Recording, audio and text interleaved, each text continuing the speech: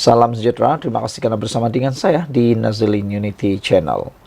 Akhirnya, Hanayo tampil bersuara. Terjawab akhirnya, kenapa lama mendiamkan diri. Ramai juga penganalisis politik, pengikut politik di Malaysia yang mula mempersoalkan, meragui, dan menunggu jawapan Hanayo. Ramai yang cuba mengecam beliau kenapa seperti melarikan diri dan menyembunyikan diri. Rupa-rupanya ini sebabnya kenapa Hanayo lama mendiamkan diri.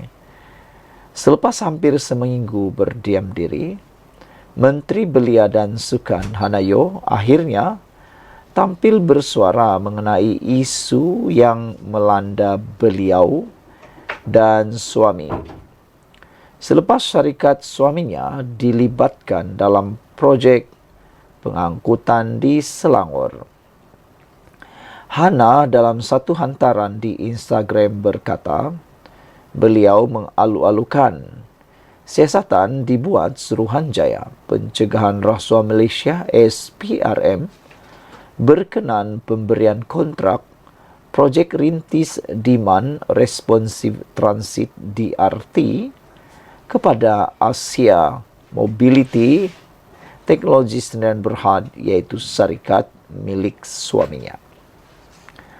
Dalam hantaran itu, Hanayo beliau menantikan untuk melihat kebenaran isu tersebut. Kata Hanayo, saya mengalu-alukan siasatan SPRM mengenai projek DRT Selangor. Sekarang siasatan telah bermula. Saya mahu melihat kebenaran daripada siasatan ini. Malaysia berhak untuk tiada yang kurang, katanya. Atas sebab itu, katanya, adalah tidak wajar untuk beliau mengulas perkara itu kerana ia boleh ditafsirkan sebagai mengganggu siasatan yang sedang dijalankan. Sebenarnya, atas sebab inilah saya tidak berkata apa-apa lebih awal kerana pada pandangan saya, cara terbaik untuk menangani isu tersebut adalah dengan menyerahkan kepada pihak berkuasa untuk menyiasatnya, kata Hana. Saya ingin mengucapkan terima kasih kepada semua yang telah menghubungi saya dan solidariti untuk saya, kata Hanayo lagi. Terdahulu, Kerajaan Selangor menjelaskan pihaknya tidak pernah memberikan kontrak berkait projek DRT kepada satu syarikat sahaja. Sebaliknya, Exco Selangor, Eng Zihan berkata, kerajaan telah melantik dua syarikat untuk proses pembuktian konsep POC untuk dilaksanakan selama 9 bulan terlebih dahulu. Syarikat tersebut adalah Asia Mobility Sdn Bhd dan Badan Bas Coach Sdn Bhd. Jelas proses penglibatan kedua syarikat yang menyertai proof of concept dibuat secara proses request for proposal dan bukan rundingan terus seperti yang didakwa segelintir pihak. Sekian dulu untuk kali ini. Jangan lupa tinggalkan komen Anda. Sila tekan butang subscribe. Kita jumpa lagi. Bye-bye. Salam sejahtera. Ini pengumuman terkini daripada Anwar Ibrahim yang paling menggemparkan kita. Anwar Ibrahim kata, jadikan Malaysia negara madani berjiwa Islam. Perdana Menteri menyeru rakyat untuk bersama-sama menjadikan Malaysia sebuah negara madani yang berpaksikan kepada kekuatan, semangat dan berjiwa Islam. Datuk Seri Anwar Ibrahim berkata, pembangunan negara juga harus dicapai dan dipacu, bukan sekadar meneroka penemuan baharu. tetapi juga perlu berakarkan kepada kekuatan akidah dan akhlak Islam. Dan sebagai tanggung jawab kita bersama, marilah hidupkan dengan menambah keikhlasan al-amal lillahi ta'ala. Dan dalam masa sama membawa roh ini dalam kehidupan seharian di negara kita, katanya di hadapan kira-kira 50.000 hadirin. Anwar berkata demikian dalam ucapan ringkas pada program Darul Ihsan berselawat bersempena dengan Festival Turat Islami FTI Selangor di perkerangan Stadium Shah Alam malam tadi. Turut hadir pada program FTI itu ialah Menteri Besar Selangor Datu Seri Amiruddin Syari dan bekas Mufti Agung Mesir Profesor Dr. Ali Jumah. Dalam masa sama, Perdana Menteri berkata, rakyat dituntut untuk kembali menjiwai dan mengamalkan roh Islam dalam apa jua keadaan dan tempat.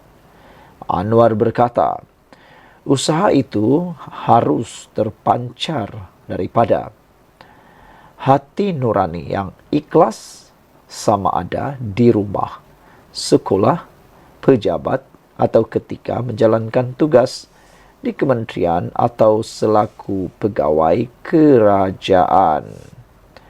Selain itu, Perdana Menteri turut mengucapkan terima kasih kepada Amiruddin dan Kerajaan Selangor atas inisiatif menganjurkan program Darul Ihsan berselawat, sekaligus menyemarakkan tekad umat Islam untuk menghayati dan memuliakan Nabi Muhammad. Saudara-saudara sekalian, ini satu peringatan yang sangat baik, hebat daripada Anwar Ibrahim. Jadikan Malaysia negara madani berjiwa Islam, kata beliau. Dan yang lebih hebat dan lebih harus diingati ialah apabila Anwar Ibrahim mahu supaya rakyat kembali menjiwai dan mengamalkan roh Islam dalam apa jua keadaan dan tempat. Menariknya, Anwar berkata, usaha itu harus terpancar daripada hati nurani yang ikhlas, sama ada di rumah, sekolah, pejabat, atau ketika menjalankan tugas di kementerian atau selaku pegawai kerajaan. Anwar juga turut mengingatkan supaya semua menyemarakkan tekad untuk menghayati dan memuliakan Nabi Muhammad. Sekian untuk kali ini. Jangan lupa tinggalkan komen Anda, tekan butang subscribe. Bye-bye. Salam sejahtera, terima kasih karena bersama dengan saya di Nazilin Unity Channel. Nampaknya parti bersatu kian tenat dan mungkin tiada harapan untuk mendapatkan semula 6 kerusi parlimen yang mau dikosongkan itu. Hari ini, seorang lagi pakar menyatakan bahwa sukar bagi bersatu untuk mendapatkan pengisytiharan kekosongan kerusi. Pastinya ini satu tamparan yang sangat hebat, tamparan padu maut untuk parti bersatu. Jadi akhirnya parti bersatu terima tamparan padu maut.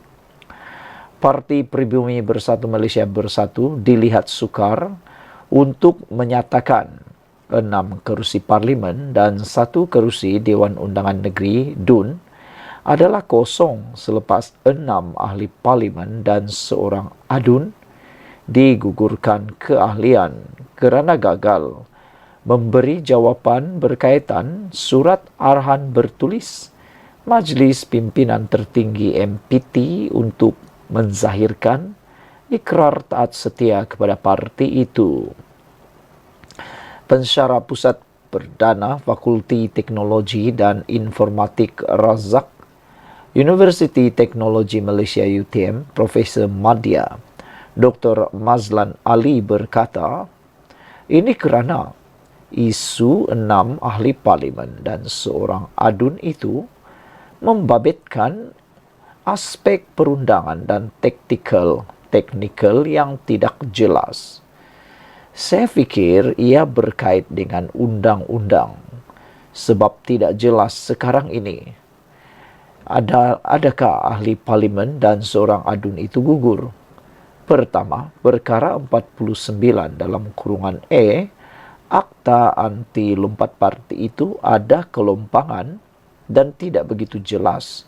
Adakah otomatik dia boleh gugur keahliannya?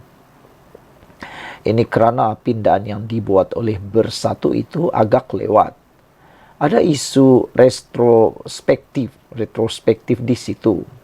Retrospektif ini ada kaitan dengan pelembagaan, di mana pelembagaan menetapkan sesuatu yang dikuatkuasakan pada masa itu tidak terpakai kepada backdated atau ketinggalan.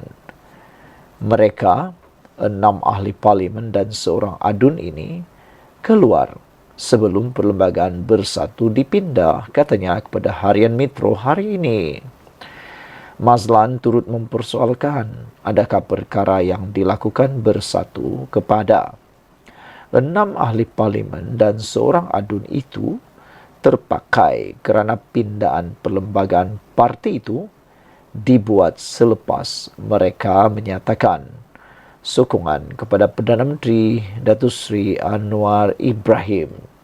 Kedua, katanya, pengisytiharan kekosongan kerusi di Parlimen adalah merupakan kuasa Speaker. Adakah Speaker akan mengisytiharkan kerusi itu kosong? Itu satu isu juga. Ini kerana Speaker daripada legislatif, katanya.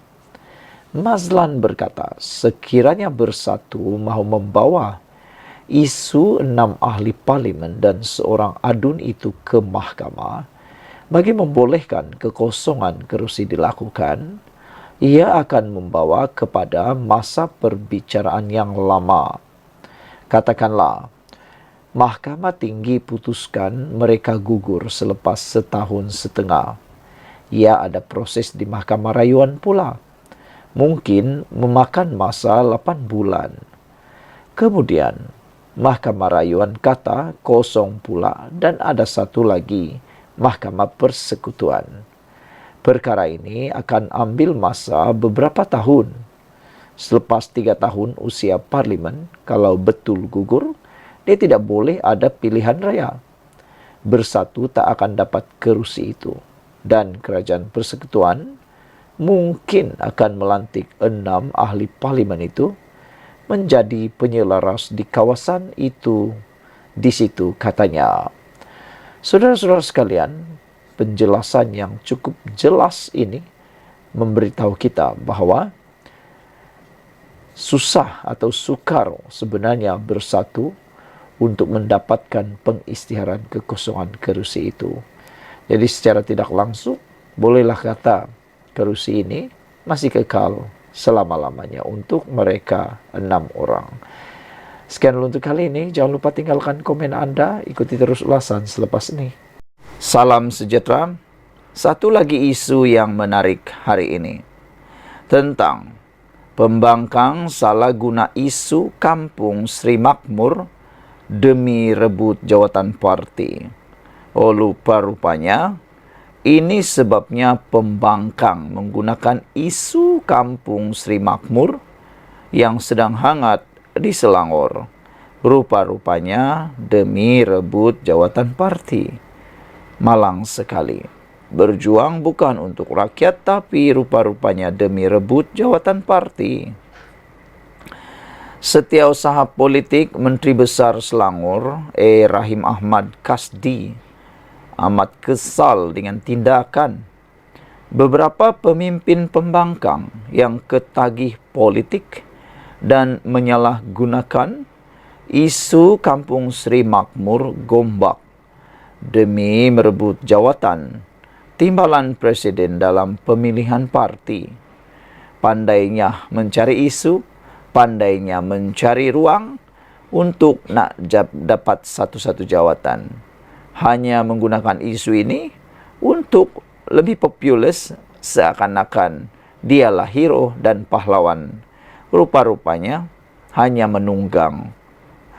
Tegasnya, tindakan tersebut sebagai tidak bermaruah dan seharusnya dihentikan serta-merta. Menurutnya, Hamzah Zainuddin dan Azmin Ali kini sedang bergelut merebut jawatan dalam pemilihan parti yang akan berlangsung tidak lama lagi. Selaku Ketua Pembangkang di Dewan Rakyat Parlimen Malaysia dan Dewan Negeri Selangor, Yang Berhormat Hamzah Zainuddin dan Yang Berhormat Azmin Ali, yang merupakan dua watak yang sentiasa diragui rakyat, seeloknya lebih bertanggung jawab dalam hal melibatkan rakyat. Sebaliknya, mereka serta YB Hilman Idham yang terikut dengan tindak tanduk kedua-dua idola politiknya sanggup melangkaui batas sehingga menyalahgunakan kitab suci Al-Quran sebagai bahan politik di Kampung Sri Makmur, katanya menerusi satu kenyataan.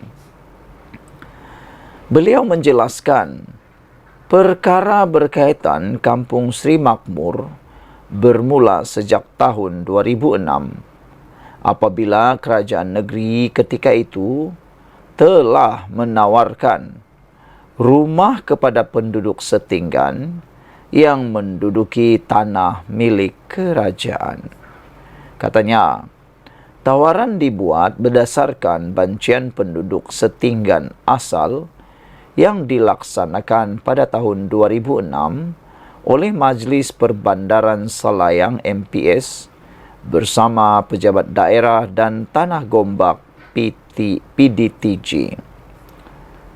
Sebahagian besar penduduk telah menerima tawaran kerajaan negeri untuk pindah ke rumah kos rendah di Selayang Mulia, manakala sekumpulan lagi menolak tawaran ini dan memohon pampasan. Kemudian MPS pada bulan Julai 2006 telah menjalankan operasi perobohan bagi unit-unit rumah yang telah dikosongkan. Pada tahun 2016, susulan kepada keputusan untuk membangunkan kawasan itu, pejabat daerah dan Tanah Gombak telah menjalankan satu lagi proses bancian untuk mengenal pasti penduduk setinggan asal yang menduduki kawasan itu sejak tahun 2006 dan sebelumnya. Namun, penduduk setinggan Kampung Sri Makmur dibiarkan dalam keadaan tidak tentu akibat Menteri Besar pada tahun 2016 yang tidak dapat mencari solusi pada isu ini. Malah, YB Hilman Idham merupakan pegawai khas kepada Menteri Besar pada detik itu, katanya. Menjadi persoalan, siapa Menteri Besar tersebut pada tahun 2016? Anda tahu? Tanya diri sendiri, Anda tahu jawabannya.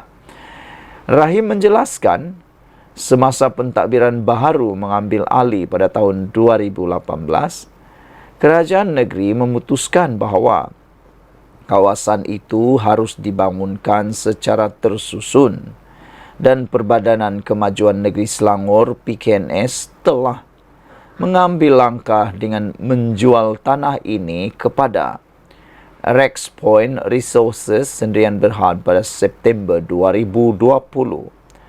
Pada masa yang sama, kerajaan negeri berikhtiar bahawa penduduk asal setinggan Kampung Sri Makmur harus menikmati peluang memiliki rumah sendiri selepas menetap dalam keadaan setinggan untuk tempoh yang lama.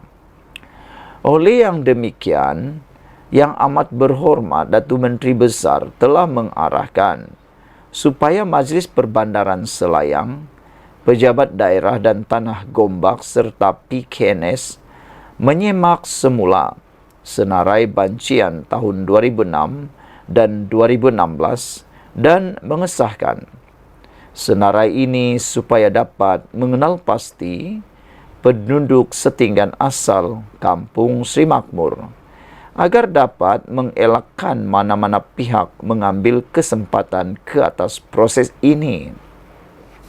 Ini yang menjadi asas yang membolehkan kerajaan negeri untuk menawarkan pembelian rumah Selangorku Sri Temenggung berkeluasan 750 kaki persegi dengan subsidi sebanyak RM65.000 setiap keluarga, serta bayaran untuk pemindahan rumah sebanyak RM1.000 oleh pihak pemaju kepada 21 setinggan asal yang tersenarai dalam proses bancian tahun 2006 dan 2016 serta disahkan oleh pejabat daerah dan tanah Gombak, ujarnya.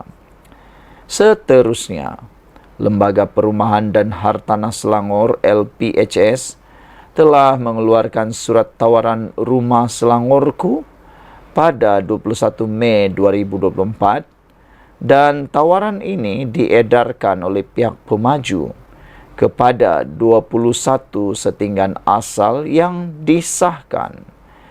Rahim menambah bahawa syarat dan kriteria yang ditetapkan oleh pejabat daerah dan tanah Gombak adalah keluarga setinggan yang dapat mengemukakan sebarang bukti dokumen bahawa mereka telah menetap di Kampung Sri Makmur sejak sebelum tahun 2006 dan terlibat dalam kedua-dua proses bancian tahun 2006 dan 2016. Malangnya, terdapat juga mereka yang telah meninggalkan kawasan itu tetapi kini menuntut supaya diberikan pampasan yang sama seperti mereka yang merupakan penduduk setinggan asal Kampung Sri Makmur. Selaku setiausaha politik, saya diarahkan oleh Yang Amat Berhormat Datu Menteri Besar supaya bahawa sepanjang proses ini berjalan, kita harus membela penduduk setinggan asal Kampung Sri Makmur. Meskipun kita mengakui bahawa memindah dari perkampungan asal ke perumahan baharu bukannya suatu proses yang mudah. Waima demikian, penyelesaian yang dicapai adalah bukti kerajaan negeri melaksanakan proses ini dengan amat cermat supaya sekurang-kurangnya penduduk setinggan asal Kampung Sri Makmur akan mempunyai hak kepada rumah yang dimiliki sendiri dengan harga subsidi yang tidak diperoleh komuniti lain, katanya. Dalam masa sama, Rahim turut menafikan dakwaan bahawa puluhan naskah-naskah kitab suci Al-Quran dimusnahkan dalam proses pengosongan Kampung Sri Makmur merupakan satu fitnah keji terhadap penjawat awam dan pegawai keselamatan oleh orang yang tidak bertanggungjawab.